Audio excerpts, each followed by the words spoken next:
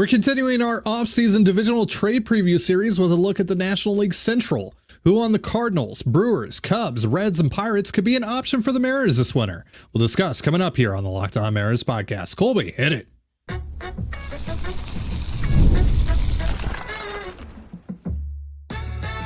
You are Locked On Mariners, your daily Seattle Mariners podcast. Part of the Locked On Podcast Network, your team every day. Ahoy, sailors. It is Thursday, October 24th, 2024. This is Titan Gonzalez and Colby Patnode for the Locked On Mariners podcast, part of the Locked On Podcast Network, your team every day. And we are continuing our divisional trade preview series. Yesterday, we did the NL East. Today, we are doing the NL Central, and tomorrow we'll be doing the NL West. But today, we'll be focusing on the Pirates, Reds, Cardinals, Cubs, and Brewers, looking for potential trade targets for the Mariners on all 5 of those teams. Before we do that, shout out to our title sponsor today, Game Time. Download the Game app, create an account, and use the promo code Locked On MLB. That's LOCKEDON MLB for $20 off your first purchase. And if you want to hear from me and Colby even more and help support the show, check out our Patreon. Sign up now to hear us create our 2025 Mariners off-season plans before we show them off here. All right, Colby. So let's start in reverse order of the divisional standings for the NL Central. So that brings us to the Pittsburgh Pirates to kick things off. What stands out to you on the Pirates roster, if anything? Not a lot. A guy who has been a pretty consistent part of our discussions here and in conversations like this over the last few years. Still around, Brian Reynolds. Remember all the hype we had about Brian Reynolds? For Fan Fiction Friday legend, Hall of Famer. That's right, Brian Reynolds. And he still can hit. I mean, 275, 344, 447, 24 homers, just 10 stolen bases, 8% walk rate, 22. It's all pretty good. One of the worst outfield defenders in baseball, worse than Randy Arozarena. And that's really weird because just a couple of years ago, he was like a legitimate center fielder, and they've even moved him to left field, and he's gotten worse and worse and worse every year. He's 29. He's still owed $87.5 million. His contract runs through the 2031 season. It's a lot of money to put up for a guy who, or at least seemingly, is declining athletically. Still can hit, but he's 29 years old. So, you do have to worry about the cliff. And obviously, it's not an egregious contract by any stretch. But when you look at what the Mariners already have in-house, Reynolds, does he really fit? Not really. I mean, I want some Victor Robles insurance as much as the next guy, but $87 million worth seems a bit too rich for me. There's some there's tertiary player like Connor Joe, who I know you like a little bit, but he really slowed down in the second half. He's going to make about $3 or $4 million in ARB this year. So he's always good for a couple of months of production. He's one of those guys. Yeah, sure. Another guy who I think will probably be popular amongst Mariner fans that I'm just not interested in at all, Brian Hayes. His contract runs through 2031. He still has $49 million left for that. And this year he put up a 59 WRC plus. And he wasn't, super spectacular defensively either. This isn't a guy who's making up for that, I don't think anybody can make up for a 59 WRC plus regardless of their defensive production, but he certainly didn't do that this year. So offensively, not really a ton. You want to spend significant resources to go get a backup catcher and Joey Bart? No. Brian Reynolds, maybe you put that on the back burner. Pitching wise, there's a couple dudes. David Bednar is the name that's going to steal a lot of attention here, but dude wasn't all that great this year. According to Fangraphs, he was objectively bad, which 4.28 FIP and a 5.77 ERA. Yeah, not great. Walks really got away from him. He's going to make quite a bit of money in ARB, so I don't think the Mariners are going to be super interested in him. They might be interested in Dennis Santana, who had a very, very good year this year. You look at what he did, 44 innings, a 10.15 K per nine, a 2.23 base on ball per nine. Ratios Jerry and Justin are absolutely going to love. it's a really, really good profile here. 2.44 ERA, 2.44 xERA, worth 1.1 FWAR. So Santana is a guy who's pretty interesting. Pitched for Texas for a while, so they're pretty familiar with him. Dennis Santana is actually kind of maybe the guy from this team that I would be most interested in, as weird as that is to say. Yeah, Colin Holderman as well. He finished 93rd percentile in breaking run value. Mm-hmm. So that's another guy to keep an eye on. His sweeper this year induced just a 165 batting average against and a 39.3% whiff rate. Yeah, a couple bullpen arms. Yeah. But that's pretty much it, which was kind of the story with the last episode, unfortunately. It's mostly bullpen guys. Cincinnati Reds. I know you like Jake Fraley here, potentially as a fourth outfield Victor Robles insurance option. I say go big and just go get Ellie De La Cruz. Right. I mean, sure. I think that's doable. Simple. Sure. But no, I mean, like Jonathan India is a guy who could make sense as, mid as that is, whatever, could make sense there. Mm-hmm. Jake Fraley, I like as part of the Victor Robles insurance plan. Guy who hits righties pretty well, can do kind of a little bit of everything. He's got more pop in the bat than he showed this year, but steal 20 bags, doesn't strike out, draws walks, blah, blah, blah. Yeah. TJ Friedel is kind of an interesting guy here who played most of this year hurt. But again, when you look at where the Mariners are at with their outfield, any outfield addition is going to be a tough fit. It's not as cut and dry as it was even a couple months ago that they need outfielders. So, I think India, Fraley, Steer, maybe again, terrible defender, doesn't really have a spot.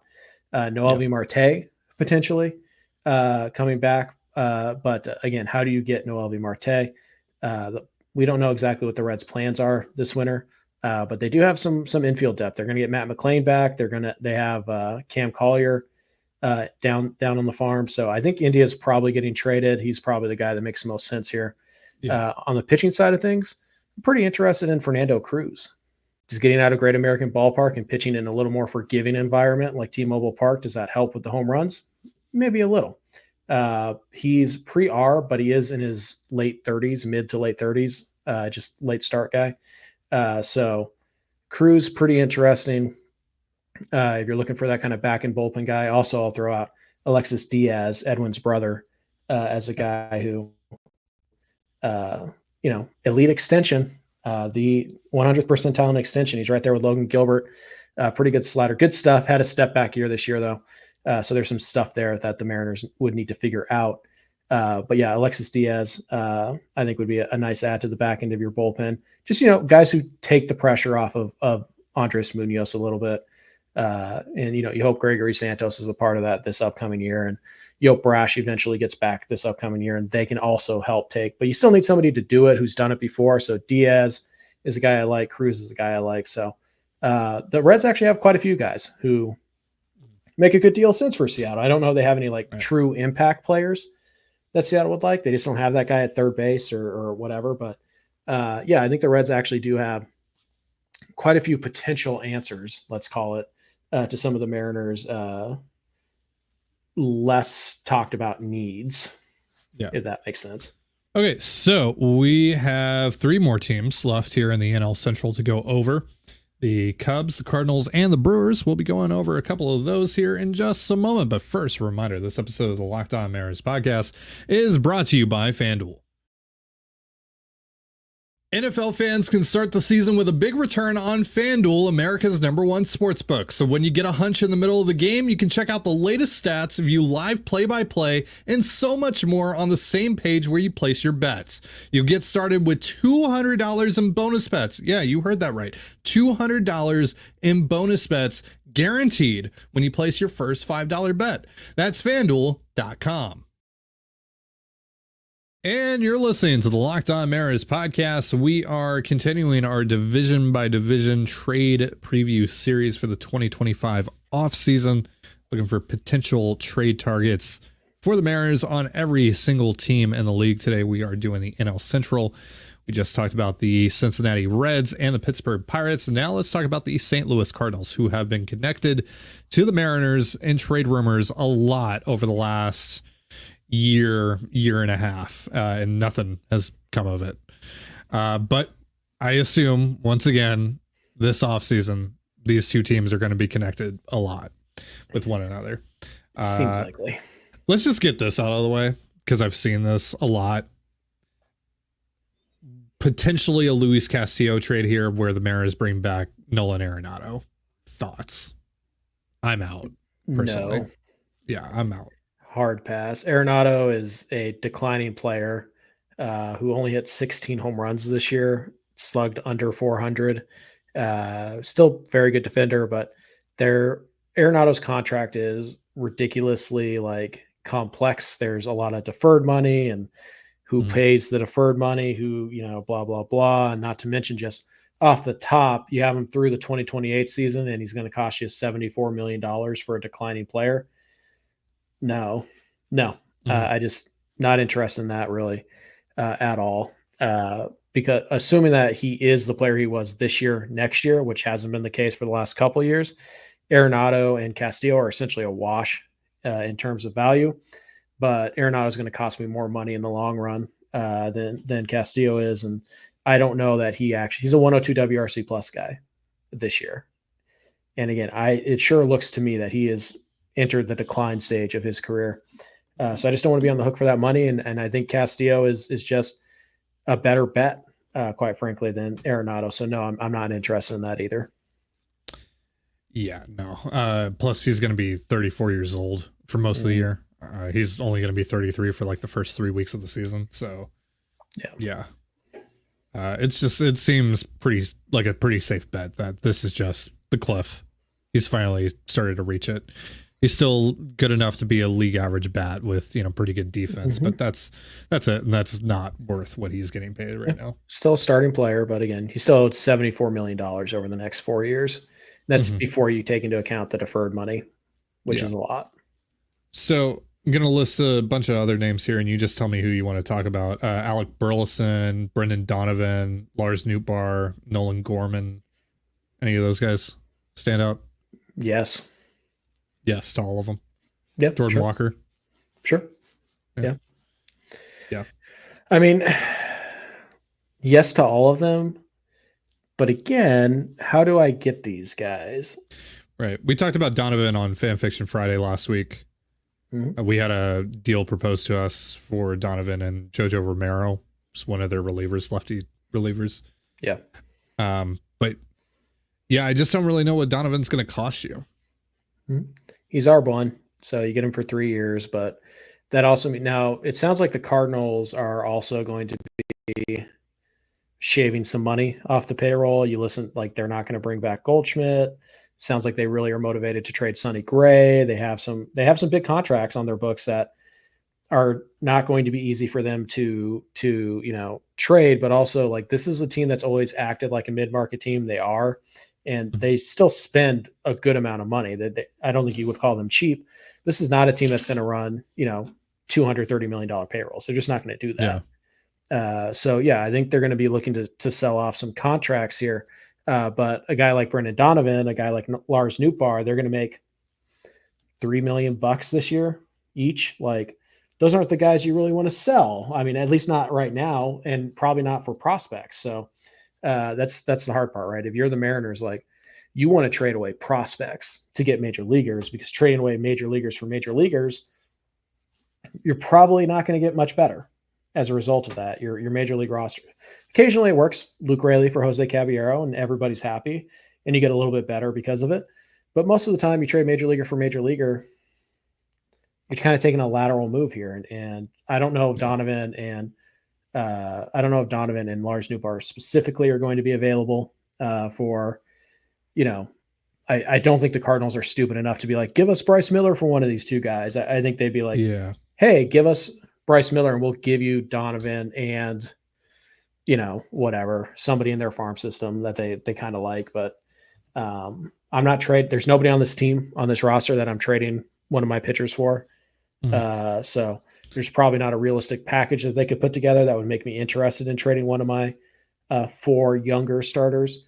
I don't think they're a Luis Castillo fit because again, they're trying to like trade away like Sonny Gray's contract. That is not a team that's going to take on a $24 million starting pitcher. They're trying to get rid of their own $24 million starting pitcher. So yeah, I mean, Gorman is pre-arb, Burleson. I went to war with people last winter about Gorman because there were a lot of Mariner fans who wanted to trade Miller Wu for Gorman last winter. 38% strikeout rate. Yeah. Gorman had an awful year this year. He ends up getting sent down. He slashed 203, 271, 400. It's an 87 WRC plus. Like you mentioned, a 37.6% K rate over 107 games played. That's 402 plate appearances. That is awful. It's also not a glove. So like, it's not like you can make up for it with defense. So yeah, like I'm still interested in a guy like Gorman, but not for one of my arms, not for one of those arms. So like I would take the shot on him, but if I'm getting a serious deal on him, that's the shot you take on. Like the shot you're talking about is like Logan Evans and I almost said Brandon Williamson. Ben Williamson. Ben Williamson. That's the shot you take. And even then you're probably a little bit like, ugh. I guess we'll see. Like Burleson, as much as like he's had a pretty nice year. Again, terrible defender.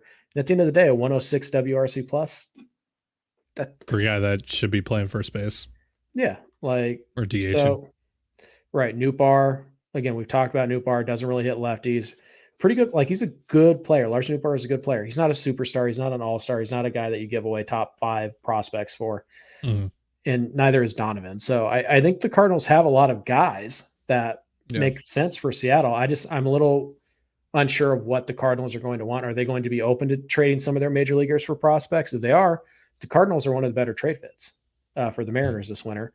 If they're not, they're basically not a fit. One other name I'll throw out there. I know we were talking about bats, but Ryan Helsley. Again, if you want to spend a little bit, you want to go get that guy, that co-anchor in the back of your bullpen with Andres Munoz, go trade for Ryan Helsley. The dude's really good. Yeah.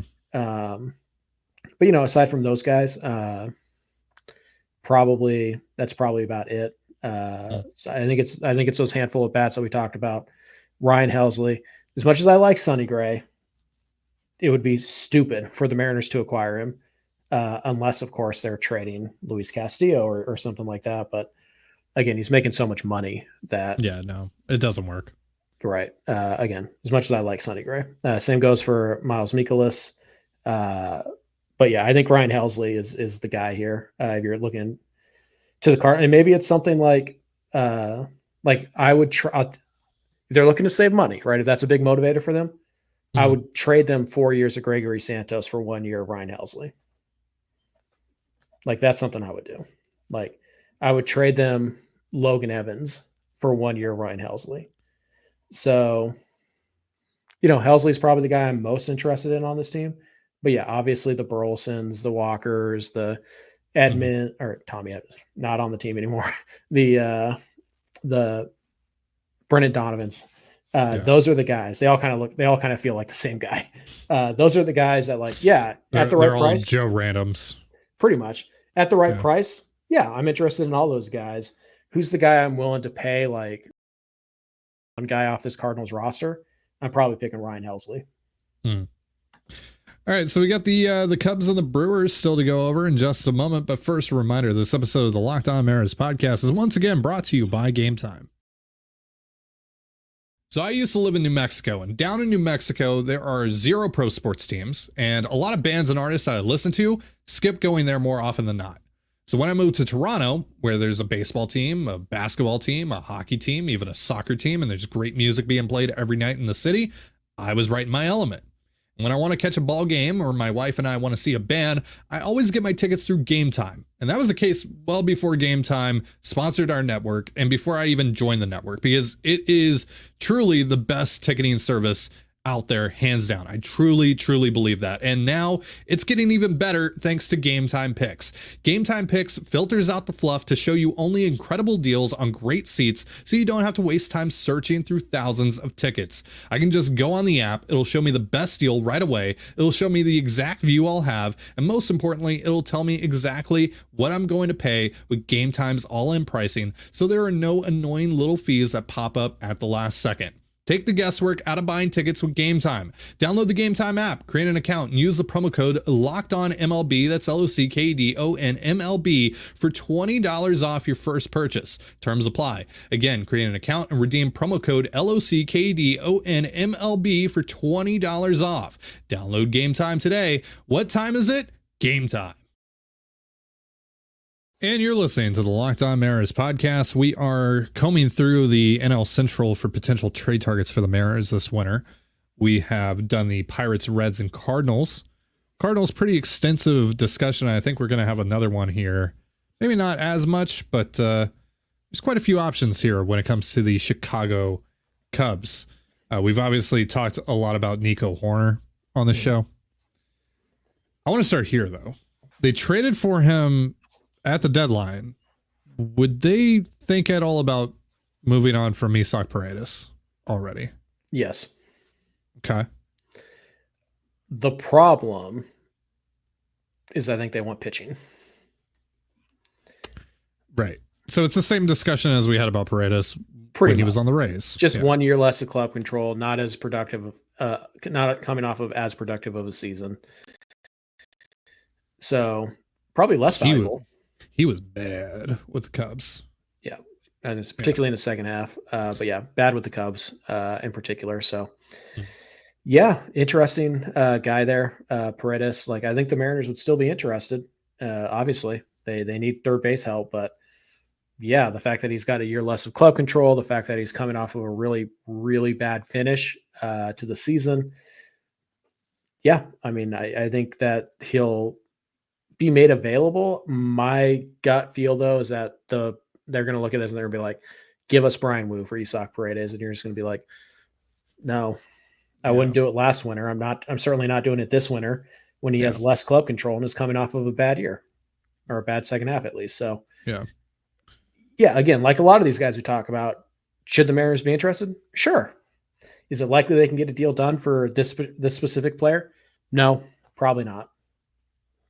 But yeah, Paredes absolutely should be in the discussion. So you guys already know how we feel about Nico Horner. I don't think we really need to go over that again. Mm-hmm. It's a good player. Yeah, totally good fine. player. It's mostly defense, up the middle. Defense and base running mostly. But he's going to get on base. Mm-hmm. He's going to hit for average. Yep. Mm-hmm. Just a good solid player. Yep. Yep. Anyone else positionally speaking? Sure. Obviously, kind of the big question mark here is Cody Bellinger. Does he opt in or opt out? It's one of the more up in the air opt out or option questions out there. And he was pretty good this year, not great. He played in 130 games, so he did miss some time. 266, 325, 426, 109 WRC plus. You trade for him, you owe him $52 million over the next few years, but he still is young in his prime. So I do think that he would make some sense for the Mariners. Again, money being the issue there. $26 million is a big chunk. That's more or less what we have predicted they have to spend a total this winter. Are you just going to blow it all on Cody Bellinger? Probably not. So, but Bellinger makes some sense.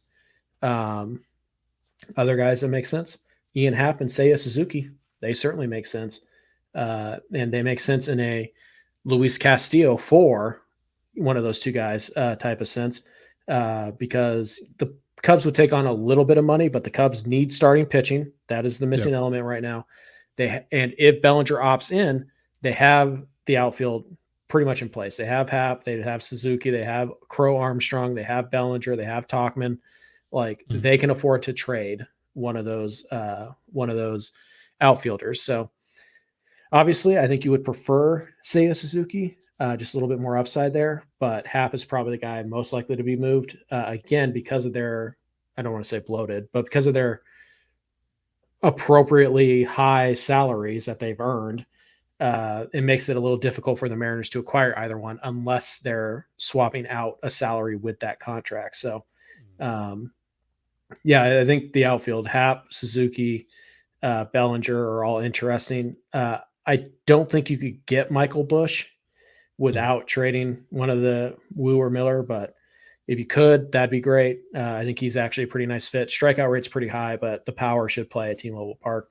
And, again, a super, super dark horse here. I think there's a shot Dansby Swanson is moved this winter. I just don't know that he makes much sense for Seattle with all the money that he's still owed. Yeah. But yeah, there's actually quite a few bats here. Happ, Suzuki, Horner, Busch, Bellinger, Paredes. Like there's quite a few bats that make some sense for Seattle. Not a ton here on the pitching side of things. Again, the Cubs' weakness is pitching. They need pitching. I will say it's kind of like I don't know, kind of like a guy like the Mariners might look at and be like, we can fix him. Like we can get more out of him. Hayden Wesneski is pretty interesting. Some good peripherals there, 67 innings. He's got starting experience. Kind of went back and forth this year for the Cubs. But 8.9 K per nine, 2.8 based on ball per nine, 3.93 FIP, or XFIP, 3.86 ERA. Like there's something there. There's a little something there. But it's aside from that, there's just not a ton out of this bullpen. And obviously, unless the Mariners are trading one of their starting pitchers, looking at other teams' rotations really doesn't make much sense. So mostly because everybody in everybody in said team's rotation is probably worse than your five guys. If you can get Imanaga or you can get Justin Steele, fine, do it, but you can't. So let's not waste our time there. But the Cubs do have some bats that absolutely makes some sense for Seattle. So lastly, the Milwaukee Brewers. We're coming off of another division title, surprising division title for the Brewers. After trading Corbin Burns in the offseason, seemed like they were heading in a different direction, but they were actually really good this year. A lot of fun to watch. Not a lot here that I see, honestly. We talked about Rhys Hoskins on Fan Fiction Friday last week. Maybe there's an opportunity for a contract swap there with Haniger and a prospect that they like. Sure. That makes it worth giving up Hoskins to take on Haniger's money, blah, blah, blah. Right, but that's basically the only situation that works. You're not trading for Rhys Hoskins at $18 million and just adding that payroll to yours. So pretty much it has to be a Haniger swap I guess a Garver swap maybe. Yeah. But short of that, no, Hoskins isn't an option. Not a lot here, frankly. Aaron Savale is someone that I've looked at as a potential supplementary piece if you traded Castillo. Just a solid number 4, number 5 type who you'll get for a year and isn't going to cost a lot in terms of money. So you're not reinvesting a whole lot of the money that you would theoretically save in a Castillo deal back into starting pitching. Yeah. This is another bullpen team to me. I really like Trevor McGill. I don't know how you would get Trevor McGill. I really like Trevor McGill. Arbonne this year. Yeah. Devin Williams. Again, don't really know how you would get Devin Williams, but obviously love Devin Williams. It is a big chunk of money to Devin Williams, though, of your budget this winter. Yeah. So not a no-brainer, but he would also be fun. Yeah. Pretty much anyone in this bullpen I have at least some level of interest in. Colby Milner, Jared Koenig, Joel Pyumps, Brian Hudson. All these guys are really solid. Even Bryce Wilson, who can also start a little bit. Yep. Anyone else we should talk about from this roster? I'll just mention him because somebody we get Fan Fiction Fridays about this guy pretty regularly. I don't think Christian Yelich makes much sense. He's still due $124-ish million. He got hurt yet again this year. Not really much of a defender. Can he still hit? Sure. It seems like he can hit. Can he do it over the course of 162? I don't really know. There's a lot of questions about the money and how, again, it's very similar to Bellinger. It's like, are you willing to spend all of your money on one guy? And is that guy Christian Yelich? I don't know for sure. Only played 73 games this year. And you remember before 2023, he had a couple years in a row there where he wasn't slugging like at all. Like he was just hitting for some average and hitting some doubles, but he wasn't hitting for any power whatsoever. And then in 2023, he slugged 447. This last year, he slugged 504. Hasn't hit over 20 home runs since 2019. Did get 19 last year. Still steal some bags, but he's a poor defender. I just think overall the package that you get for Yelich, who is also, by the way, he'll be 33 years old in about 6 weeks. Too big of a risk, too much money. And it's exactly the type of guy that John Stanton has already said, like, we don't going to spend money on those types of guys. Right. So just to put that out there, like Yelich in a vacuum, would he make the Mariners better? Sure. We don't operate in a vacuum. We have to take into account all factors. And I don't think Yelich is getting traded, quite frankly. But even if he is, it's not going to be to Seattle. I don't see that unless there is some insane deal to be had where the Brewers are eating a ton of money. And that doesn't really sound like something the Brewers do now, is it? So, yeah, this is a bullpen team for me. And then maybe Savale. Maybe it might be a prospect or two that could happen here. Or a fringe 26-man guy like Blake Perkins. Right. Oliver Dunn. Yeah. Yeah. Mm-hmm. So, yeah, like Frelick and all those guys, they don't make sense. So cross off anybody like that. So, yeah, this is a bullpen team almost exclusively for Seattle. That being said, the bullpen is very important, and these guys have extra arms. So don't be shocked if these two teams hook up on a deal. Could totally see it. For sure. All right, so that is going to do it for our show. We will be doing the NL West tomorrow, so no Fan Fiction Friday this week. Before we get out of here, a reminder that Locked On has launched the first ever national sports 24/7 streaming channel on YouTube, and now it's also available on Amazon Fire TV and the free Fire TV channels app. Locked On Sports Today is here for you 24/7, covering the top sports stories of the day with the local experts of Locked On, plus our national shows covering every league. Find Locked On Sports Today now available on the free Fire TV channels app. Thank you so much for joining us here on the Locked On Mariners podcast. For Colby Patnode, I'm Titan Gonzalez. Be sure to give us a follow on Twitter at LO_Mariners. You can follow me at Titan Gonzalez and Colby at CPAT11. That's CPAT11. You can also find all that stuff in the description of this episode. Have yourself a beautiful baseball day, and we'll see you next time. Peace.